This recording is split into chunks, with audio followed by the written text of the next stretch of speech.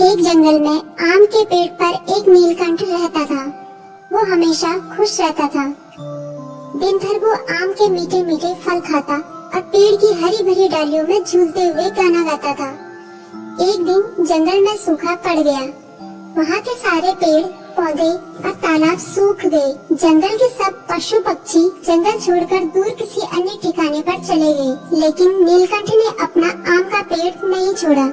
वो सारा दिन सूखे पेड़ की डाली पर बैठा ईश्वर से प्रार्थना करता और दर्द भरे गाना गाता था। फल और पानी न मिलने के कारण नीलकंठ कमजोर और दुबला होने लगा था।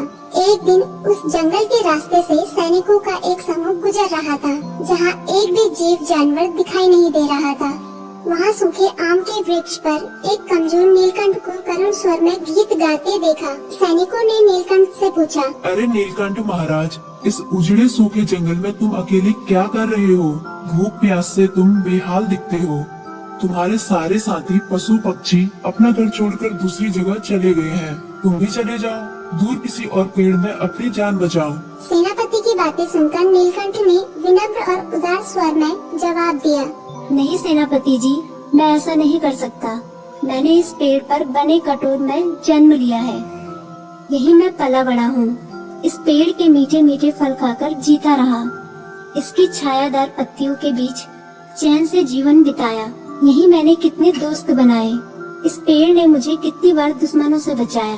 इसके साथ मैंने जीवन के कितने सुख भरे दिन बिताए। आज जब इस वृक्ष का बुरा वक्त आया है तो मैं इसे कैसे त्याग दूं? जिसके साथ सुख भरे दिन बिताए उसके साथ अब दुख के दिन भी बांटूंगा।